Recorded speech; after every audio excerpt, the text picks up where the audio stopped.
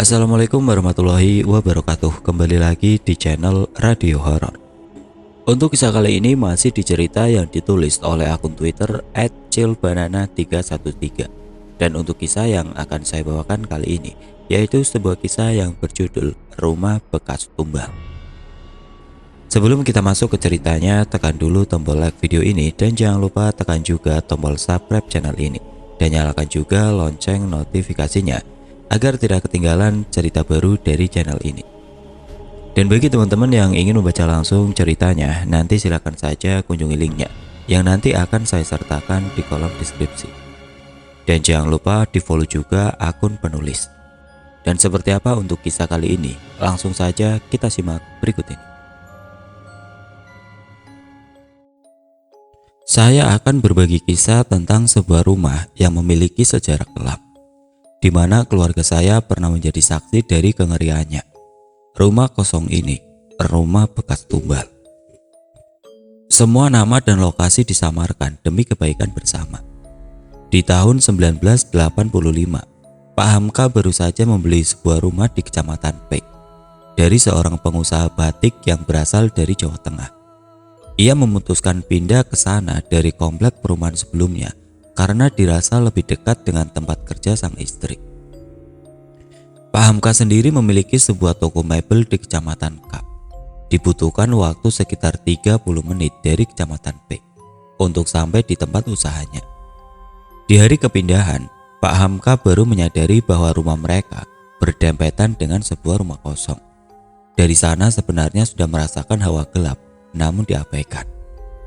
Semoga tidak mengganggu, batinnya. Terik matahari berhasil membuat peluh membanjiri tubuh. Siang itu Pak Hamka absen membuka toko karena mengawasi renovasi rumah di hari pertama.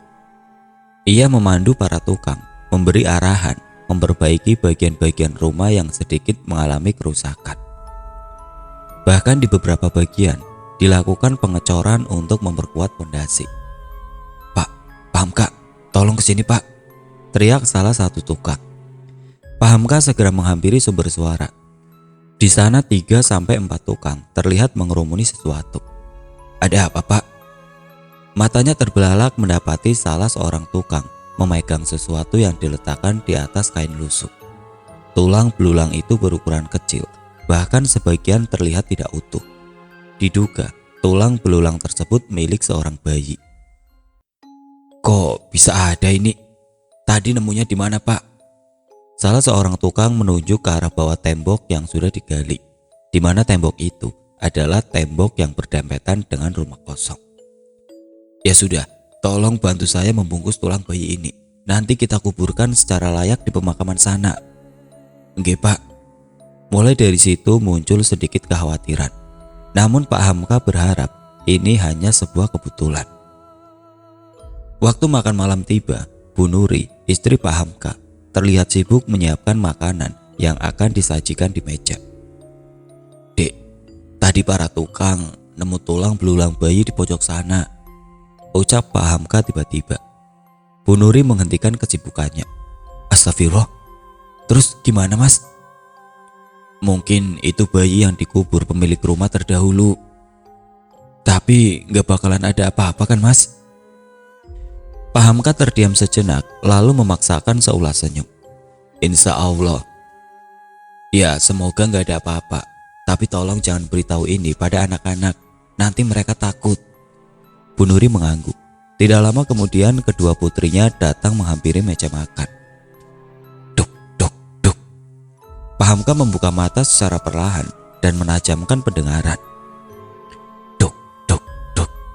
Sekali lagi ia mendengarnya. Sesuatu memukul keras tembok rumah. Duk, duk, duk. Langkahnya pun terhenti di ruang tamu, tepat di depan tembok bekas galian lubang. Dugaannya tepat, suara tersebut memang berasal dari rumah kosong. Pak Hamka memandang tembok lekat-lekat, mencoba berkomunikasi secara batin dengan apa yang ada di baliknya. Siapa kamu? Suara pukulan di balik tembok itu terhenti. Tiba-tiba terdengar suara tawa yang berat dan menggema dari sana. Siapa kamu? Kenapa kamu memukul-mukul tembok rumah saya? Lagi-lagi hanya ada suara tawa menggelegar, seolah mengejek. Merasa diacuhkan, Pak Hamka mulai melafalkan doa-doa yang mengakibatkan suara tawa tersebut berhenti dan berubah menjadi suara geraman. Pak Hamka merasakan intensitas aura jahat yang meningkat dari sana. Dak! Kali ini makhluk itu memukul tembok lebih keras dari sebelumnya, hingga membuat Pak Hamka mundur beberapa langkah. Tidak lama kemudian, tembok itu kembali hening. Selama 3 bulan proses renovasi, untungnya tidak menemui kendala yang berarti. Tidak, bukan karena memang tidak ada yang mengganggu, tapi karena Pak Hamka lebih waspada dengan menghalau segala gangguan. Meski gangguan itu kecil. Suatu hari, Lia, putri kedua Pak Hamka, tiba-tiba demam. Pagi-pagi buta, Pak Hamka langsung mengantarkan Lia berobat ke klinik terdekat. Sedang Bu Nuri menyiapkan sarapan dan melakukan pekerjaan rumah seperti biasa sebelum berangkat mengajar. Tidak lama kemudian keduanya sudah pulang dari klinik. Gimana mas? Lia sakit apa? Cuma demam biasa. Disuruh gak masuk dulu selama 3 hari sama dokternya. Ya udah, nanti saya izinin di sekolah, ujar Bu Nuri kemudian. Sebagai catatan, Bu Nuri adalah seorang guru SD, di mana kedua putrinya juga disekolahkan di tempat yang sama dengannya mengajar. Bu Nuri dipindah tugaskan ke Jawa dari Pulau B tidak lama setelah Tika, putri pertamanya, dilahirkan. Gak apa-apa ya Nduk, di rumah berdua sama Mbok Darmi. Lia mengangguk lemas. Sebenarnya Bu Nuri tidak tega harus meninggalkan anaknya pergi bekerja saat sedang sakit begini. Tapi mau gimana lagi, pekerjaannya tidak bisa ditinggalkan begitu saja.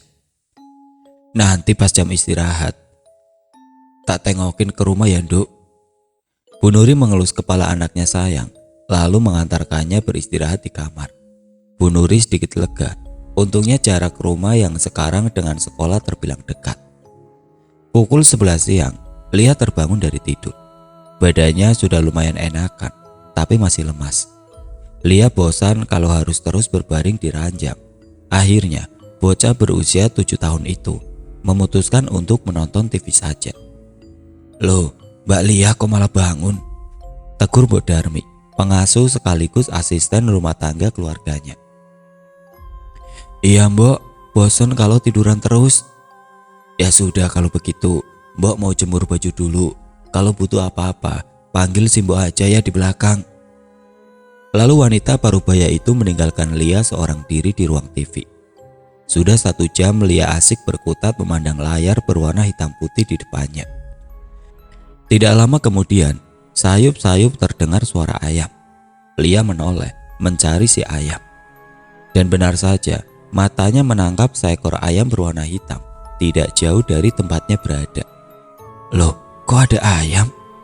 Lia beranjak dari posisi dan mengecek pintu depan dan samping yang masih tertutup.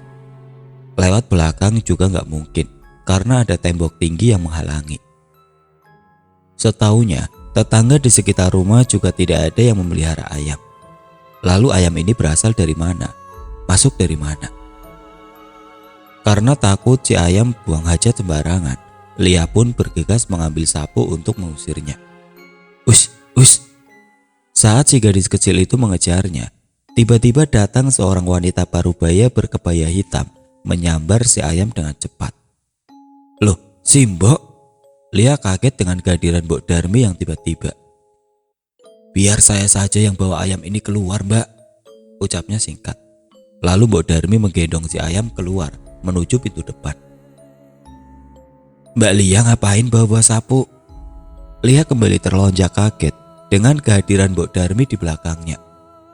Loh, Mbok, bukannya barusan ke depan bawa ayam? Tanya Lia memastikan. Mbok Darmi mengerutkan kening dan tampak berpikir sejenak. Lah, kan si Mbok dari tadi di belakang habis jemur baju. Lia pun kebingungan dengan kejadian barusan. Keesokan harinya, kejadian yang sama terulang lagi. Hingga di hari ketiga, ayam hitam itu muncul kembali. Lia mengintip dari balik kursi.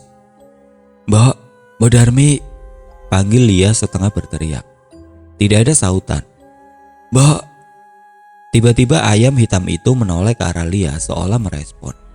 Lia mengamati si ayam penuh seksama. Bulunya berwarna hitam legam, Jambul juga berwarna hitam, bukan merah seperti jambul ayam pada umumnya. Kepalanya berkali-kali menggede ke kanan dan ke kiri sembari melangkah maju. Lia semakin menyembunyikan diri di balik kursi. Hening, Lia mengintip lagi. "Saya bawa ayamnya keluar ya, Mbak." Bu Darmi menggendong ayam sembari melesat melewati Lia begitu saja. Kontan saja Lia yang terkejut, menangis dan langsung berlari ke arah dapur. Minggu sore, tampak sekumpulan anak bermain bola di samping rumah Pak Hamka. Lebih tepatnya di depan pelataran rumah kosong. Baik anak laki-laki dan perempuan berbaur jadi satu. Tiba-tiba, bola ditendang kencang oleh seorang anak hingga melesat ke arah rumah kosong. Mereka pun saling berpandangan. "Johan, ambil bolanya. Kamu kan gagal nangkapnya." "Gak mau, kamu yang nendang kencang. Ya kamu yang harus ambil." Tunjuk Johan pada Jody, saudara kembarnya. Mereka pun ribut dan saling tunjuk tentang siapa yang harus ambil bola. Akhirnya Tika, putri pertama Pak Hamka, berdiri dari posisi penonton. Ia pun menghampiri biang keributan. Udah, tinggal ambil aja, ribut banget," tegas Tika. "Siapa yang mau ambil?" tanya si Johan. "Loh, ya kalian lah, kan kalian yang main bola." Mereka semua terdiam. "Ya sudah, biar aku aja yang ambil," tawar Tika tiba-tiba. Nita temannya langsung memegang lengan Tika untuk mencegahnya. "Jangan Tik, jangan ke sana." "Emang kenapa?" "Itu, Nita membisiki telinga Tika. "Rumah itu angker." Tika mengerutkan kening. Sudah hampir setengah tahun ia menempati sebelah rumah kosong, namun tidak mendapati keganjilan apapun dari sana. "Masa sih?" "Iya, apalagi banyak orang yang sering lihat kaki buntung di sana," bisik Nita sambil melirik ke arah bola yang menghilang di samping rumah kosong. Tika berdecak. "Gak mungkin lah, lagian ini masih terang kok. Masa iya ada setan?" "Ya sudah, terserah kamu saja." Tika pun mulai berjalan seorang diri ke arah rumah kosong sembari sedikit memikirkan ucapan Nita. Kini ia sudah sampai di samping rumah, di mana sekitarnya ditumbuhi rumput gajah yang tingginya sudah hampir selutut. Rumput-rumput tersebut benar-benar menghalangi penglihatan. Akhirnya, Tika memutuskan memungut sebuah ranting panjang, di mana ranting tersebut akan digunakan untuk menyibak-nyibakan rumput agar lebih mudah menemukan bola. Hingga pandangan matanya menangkap sebuah objek berwarna kuning menyembul di balik rerumputan. "Nah, itu bolanya." Tika berjalan ke arah belakang rumah. Saat akan mengambil, matanya menangkap objek yang lain. Jantungnya berdegup kencang, manakala kornea mata menangkap sepasang kaki berdiri tegak di depan bola. Hanya saja, itu sepasang kaki tanpa badan. Kaki buntung dari ujung jari hingga sendi kaki saja. Kaki itu tidak bergerak. Dengan hati-hati, Tika mulai membungkuk mengambil bola. Srak, srak. Spontan Tika menoleh. Kosong, hanya rimbunan semak. Matanya kembali ke arah posisi tadi, namun kaki buntung itu sudah hilang. Tanpa menunggu lagi, Tika langsung berlari sekencang-kencangnya meninggalkan tempat tersebut. Pak Hamka terdiam mematung memandangi rumah kosong itu dari kejauhan. Matanya memincing, mencoba menembus ke dalam. Bertanya-tanya misteri apa yang tersembunyi di baliknya.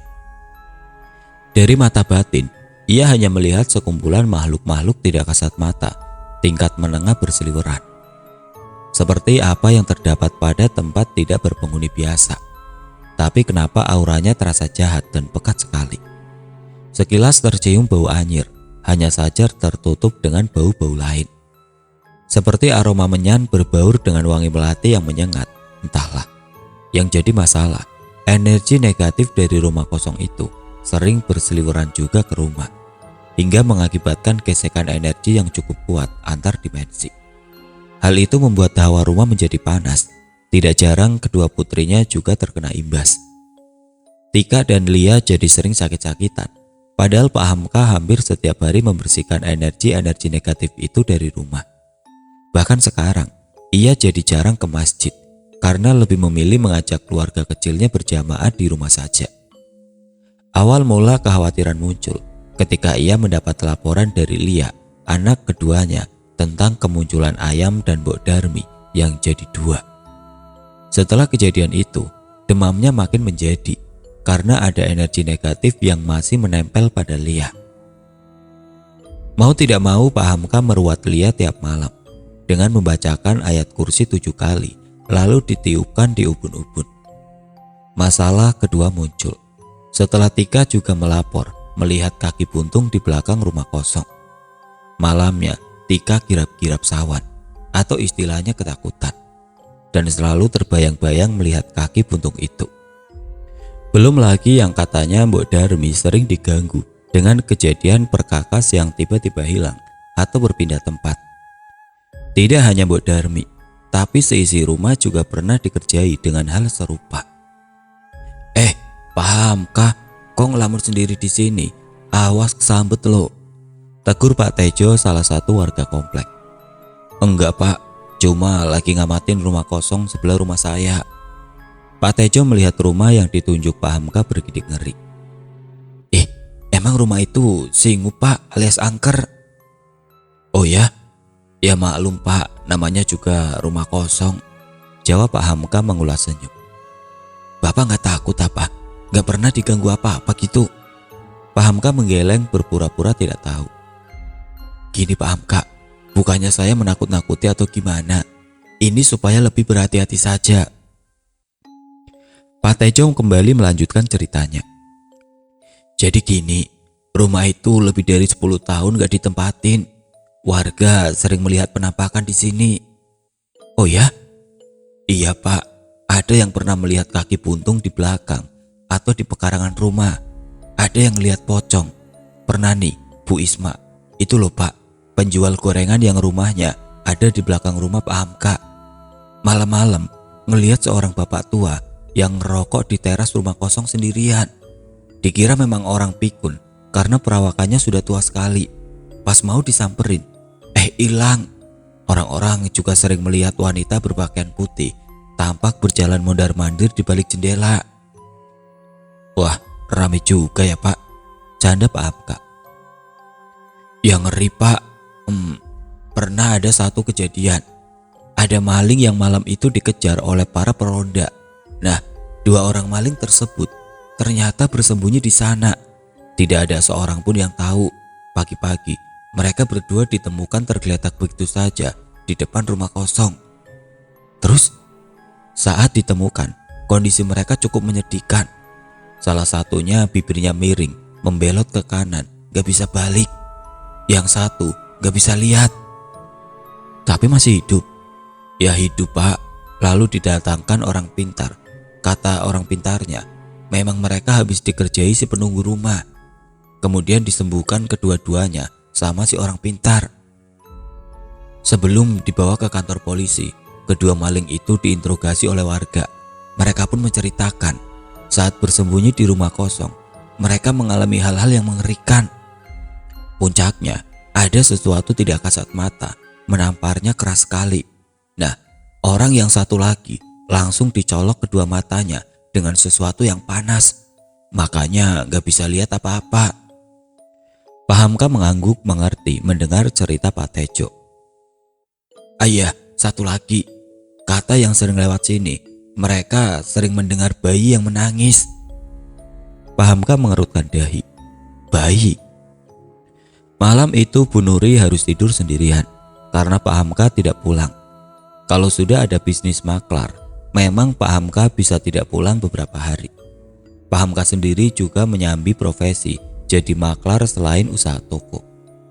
Bidangnya pun macam-macam. Kadang menangani jual beli bawang merah bertruk-truk, jual beli tanah, kendaraan bermotor, barang antik dan lain-lain. Pak Hamka memang tipe pekerja keras, tidak mau mengandalkan satu penghasilan saja selama masih mampu. Prinsipnya, jika kita punya 9 pintu rezeki, mengapa tidak kita buka ke 9 pintunya? Meskipun berasal dari keluarga berada dengan warisan tanah di mana-mana, Pak Hamka tidak jumawa bermanja-manja, karena sejak kecil sudah dididik keras dengan pola hidup susah. Waktu sudah menunjukkan pukul 10 malam. Bu Nuri juga sudah mengecek kondisi anak-anak yang terlelap di kamar. Ini waktunya rehat. Bu Nuri mulai merebahkan tubuh di atas kasur. Baru sejenak memejamkan mata, lalu membuka mata kembali karena merasa ada sesuatu yang berat menindihnya. Dan benar saja, ada sosok wanita berpakaian putih lusuh berdiri di atas dada. Rambutnya panjang, sebagian menutupi wajah, menunduk menatap Bu Nuri dengan mata tanpa kornea. Wajahnya rusak dengan mulut menganga lebar. Bu Nuri kaget bukan main, berusaha bergerak namun tidak bisa. Bahkan ujung jari pun susah digerakkan. Wanita itu makin kuat menindih, makin lama makin membelasakan kakinya yang samar ke dada Bu Nuri. Bu Nuri tidak bisa bernafas, paru-parunya seolah terhimpit, tertutup tanpa udara. Nafasnya tersegal-segal, ingin sekali berteriak namun tidak bisa. Bahkan melafalkan doa-doa pun tidak mampu berkata.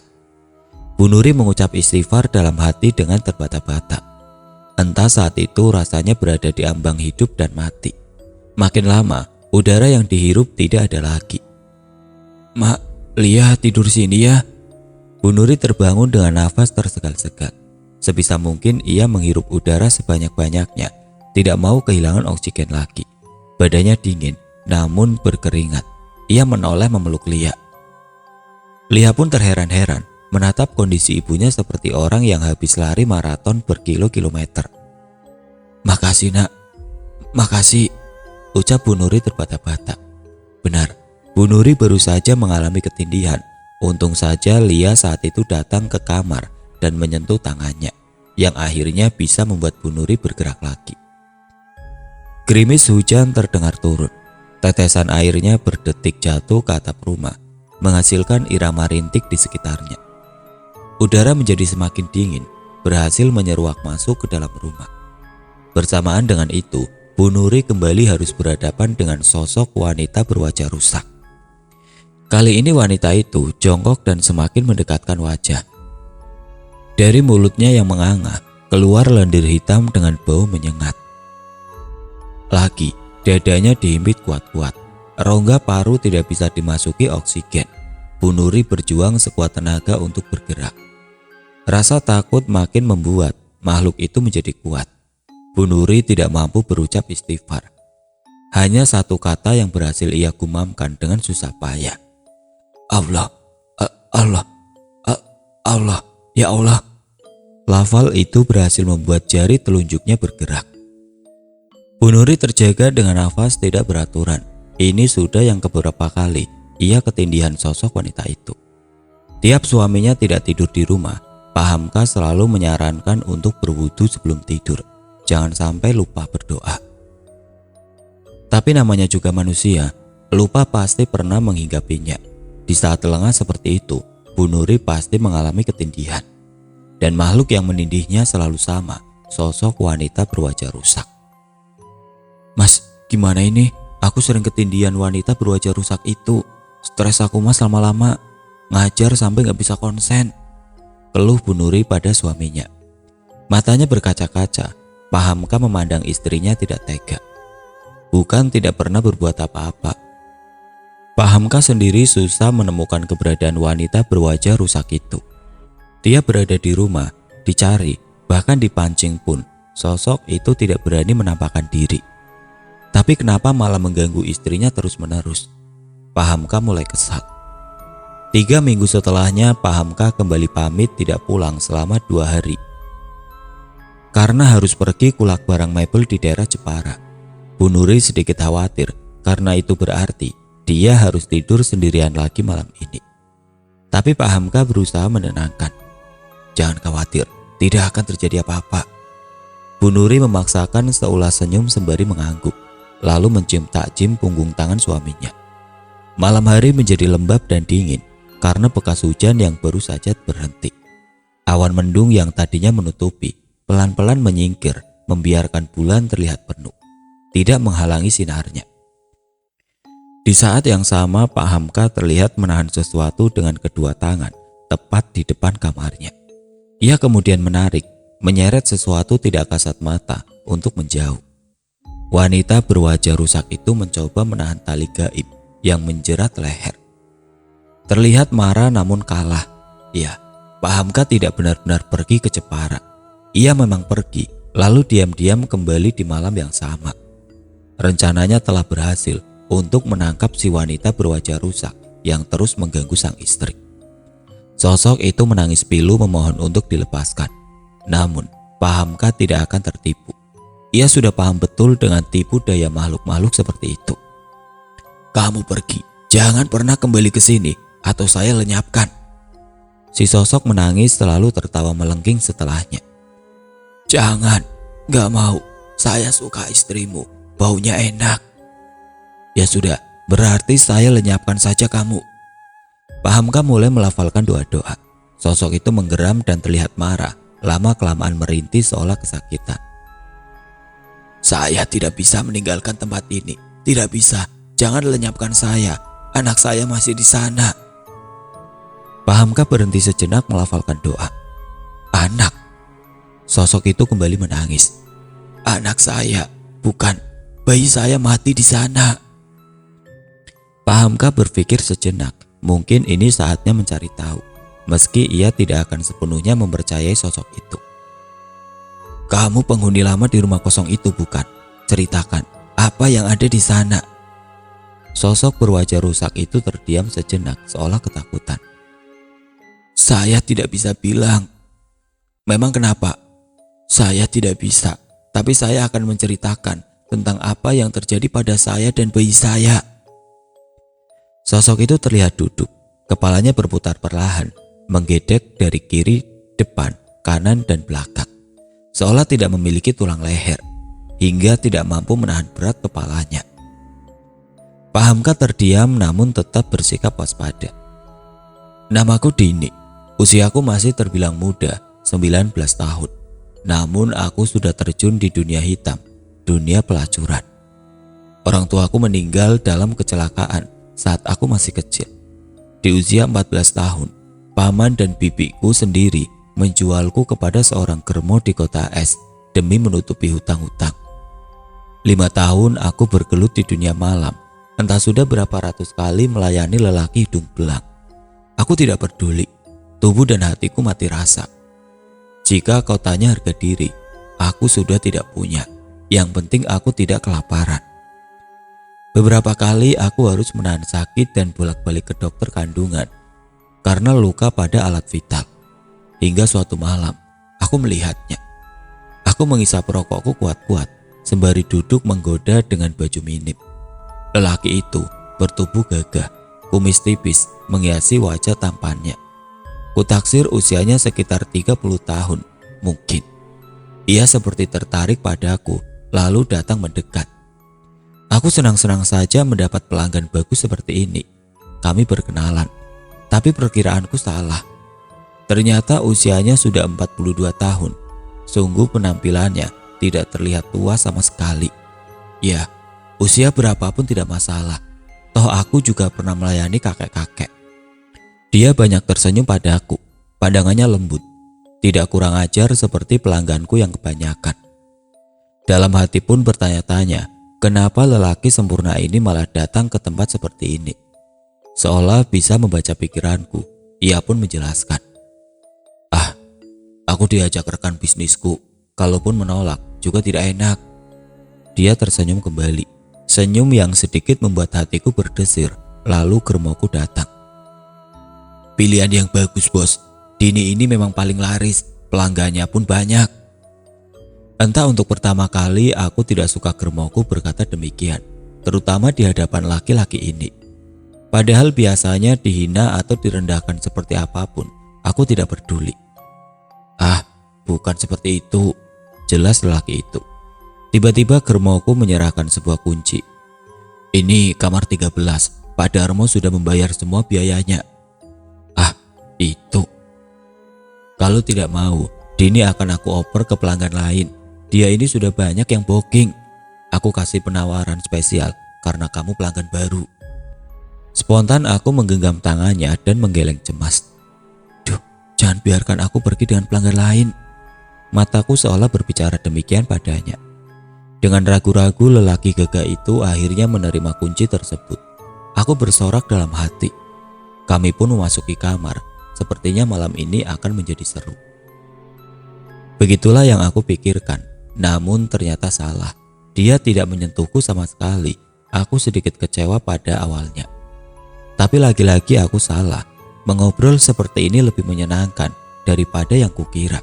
Ya, tubuhku bisa beristirahat juga. Dia bilang hanya butuh teman mengobrol. Kulihat wajahnya sedikit muram saat menceritakan tentang istrinya. Istrinya yang egois, yang tidak memperdulikan suami dan anak-anaknya. Dasar wanita bodoh, malah menyanyiakan lelaki seperti ini. Batinku kesal. Besok aku boleh datang ke sini lagi. Menyenangkan sekali mengobrol denganmu. Bebanku jadi sedikit berkurang. Aku mengerjap senang. Boleh, tentu saja. Tapi kenapa? Siapapun yang menghabiskan waktu bersamaku harus tetap membayar pada Bang Edi. Oh, soal itu tidak usah khawatir. Lelaki itu tersenyum menenangkan.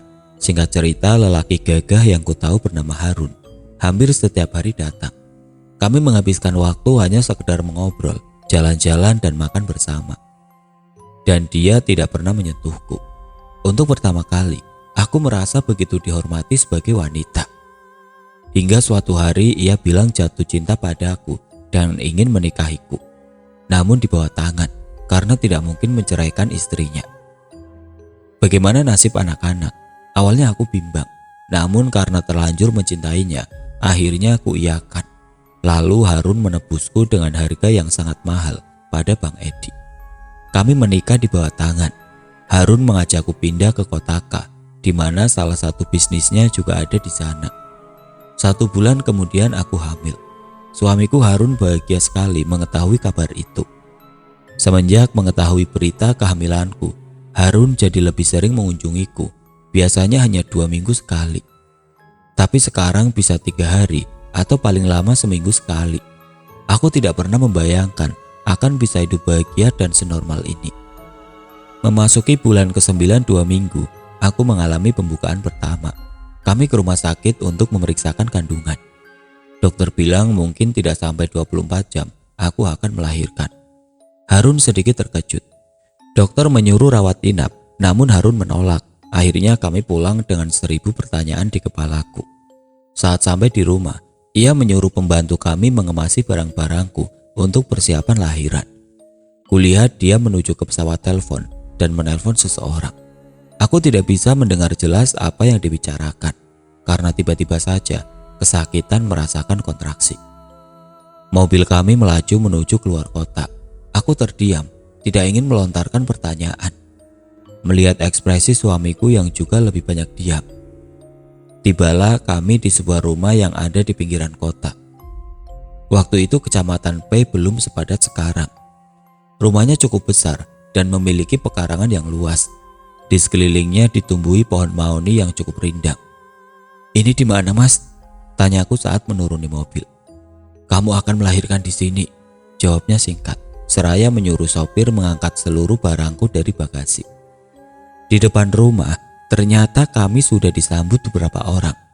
2 orang berperawakan ibu-ibu dan 3 orang lelaki bertubuh besar seperti preman. Salah satunya memiliki penampilan seperti dukun, memakai baju hitam longgar dengan ikat kepala berwarna senada. Aku semakin curiga. Malamnya, aku mengalami kontraksi yang sangat hebat.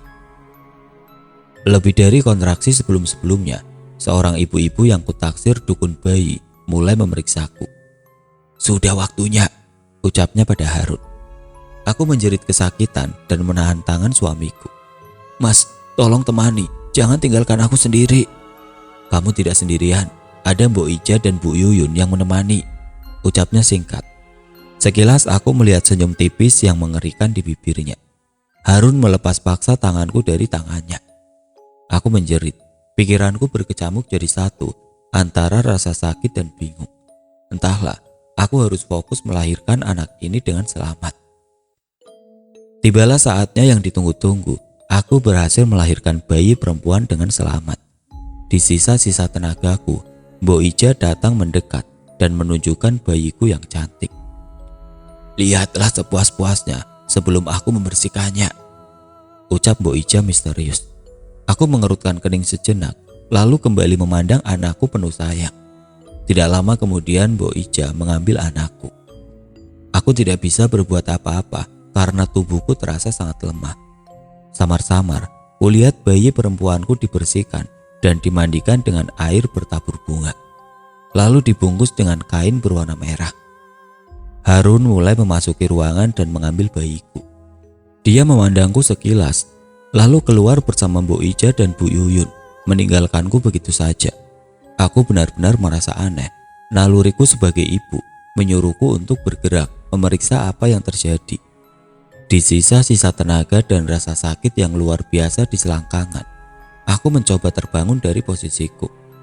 Kulihat sisa darah masih menempel di sekitaran kaki dan kasurku, belum dibersihkan sama sekali. Dengan tertatih aku mencoba berjalan. Langkahku memaksa untuk segera keluar dari kamar. Baru kusadari, lampu listrik hanya menerangi kamar tempatku bersalin, sedangkan bagian lain dari seluruh ruangan dan lorong diterangi dengan lilin-lilin saja. Sayup-sayup, ku dengar suara bayi menangis. Ku jelajahi setiap isi ruangan dan memeriksa setiap kamar, hingga akhirnya langkahku terhenti tepat di mana suara bayi menangis itu terdengar lantang. Aku menempelkan daun telinga pada pintu kayu jati di kamarku, mencuri dengar dengan seksama apa yang ada di baliknya. Terdengar tangis bayi yang tersegal-segal. Bersamaan dengan itu, samar ku dengar orang bergumam. Tidak, bukan bergumam, tapi seolah merapal mantra dengan bahasa Jawa. Apa yang sebenarnya terjadi? Apa itu suara bayiku? Tanyaku dalam hati. Tok tok, Mas. Suara tangis bayi makin kencang. Tok tok tok. Mas Harun, kamu di dalam bukan? Apa itu suara bayi kita? Tok tok tok tok. Karena tidak ada respon, aku mencoba membuka engsel pintu namun gagal. Seolah ada yang menahan. Aku yakin bayiku ada di dalam sana. Tok tok tok. Mas, buka Mas. Apa yang kamu lakukan ke bayi kita? Aku mau lihat bayiku, Mas. Air mataku merembes. Ada yang salah di dalam sana. Perasaanku benar-benar tidak enak. Aku terus berusaha membuka pintu, bahkan menggedor-gedornya sekuat tenaga. Tidak merasa putus asa, ku cari sesuatu untuk membuka paksa. Aku berjalan menyeret sedikit kakiku, menelusuri ruang demi ruang, meski dengan pandangan sedikit buram, karena tangis dan pencahayaan temaram. Kuusap kedua mataku yang basah, lalu kutangkap sepasang kapak yang menempel di dinding sebagai pajangan. Kuseret sebuah kursi, menaikinya, mengambilnya berjinjit dengan susah payah karena posisi yang cukup tinggi. Sayup ku dengar suara tangis bayiku yang makin kencang. Kuabaikan rasa sakit di kedua selangkangan. Akhirnya aku bisa menggapainya, meskipun kampak itu hampir terlepas dari genggaman dan hampir mengenai jari kakiku. Lagi kupaksa langkah kakiku meski tertatih. Tanpa menunggu, sontak kuayunkan kampak ke gagang pintu. Kuayunkan beberapa kali sekuat tenaga hingga gagang itu hancur dan engselnya terjatuh ke tanah. Kujatuhkan kampak lalu kudorong tubuhku dengan mudah. Semudah itu pintu terbuka, namun beberapa tangan langsung menahanku. Mataku membelalak melihat pemandangan mengerikan di depanku. Apa yang kulihat adalah seluruh ruangan yang ditutupi kain berwarna merah di seluruh dindingnya. Di salah satu tembok tergantung sebuah kepala kerbau bertanduk besar, lengkap dengan sebuah meja yang mana di atasnya ditaruh dupa, pot menyan, keris, bunga, dan lain-lain. Kamar ini sebuah kamar ritual. Bayiku diletakkan di atas pelapa daun pisang, di atas sebuah batu berbentuk balok, seperti batu persembahan. Di dekatnya, kulihat seorang pria parubaya berpakaian hitam merapalkan sesuatu dari mulutnya. Di sebelah lelaki itu berdiri suamiku sendiri Harun, memegang sebuah parang sembari menatap lekat bayi kami. Apa yang akan dilakukannya dengan parang itu? Aku memberontak, berteriak, berusaha melepaskan diri. Namun, yang memegangiku dua lelaki bertubuh besar. Tenagaku kalah dengan mereka. Ya, mereka adalah preman yang tadi siang menyambutku. Harun menyerahkan parang pada lelaki berbaju hitam itu. Lelaki yang kuduga adalah seorang dukun mulai mengangkat parang. Tepat di belakangnya, kulihat bayangan tinggi hitam besar, besar sekali, hingga tingginya mencapai batas atap rumah. Aku mendongak. Semua terjadi begitu cepat. Parang itu terayun, membelah leher bayiku dengan mudah. Kepalanya menggelinding tepat di bawah kakiku. Tubuh kecilnya sempat menggelinjang sepersekian detik, hingga tidak bergerak lagi. Darah mengucur perlahan, keluar dari nadi leher kecil yang terputus itu. Aku berteriak, meraung, berharap semua yang kusaksikan ini hanya mimpi. Kulihat Harun menempelkan telapak tangan pada darah bayi yang masih mengalir. Ia pun mengusap darah itu ke wajahnya secara perlahan. Aku tidak mampu berkata apa-apa. Di saat yang sama, sesuatu bergejolak hebat dari lambung. Spontan, ku keluarkan semua isi dalam perut. Lalu apa yang kulihat kemudian adalah gelap seluruhnya. Jadi, kamu langsung mati saat itu? Belum. Lalu matinya kenapa? Depresi, lalu gantung diri. Lalu di mana Harun sekarang? Apa yang terjadi dengannya? Dia masih hidup? Tiba-tiba atmosfer seluruh ruangan turun hingga suhu terendah. Dini menggeram. Cari tahu saja sendiri. Sosok Dini pun berubah makin samar, kemudian menghilang. Pahamka menoleh ke sana kemari, mencari keberadaannya. Sial, dia melarikan diri rupanya. Helanya kesal. Baiklah, akan saya cari tahu sendiri. Paling tidak, saya mendapat sedikit petunjuk. Ucapnya pada diri sendiri.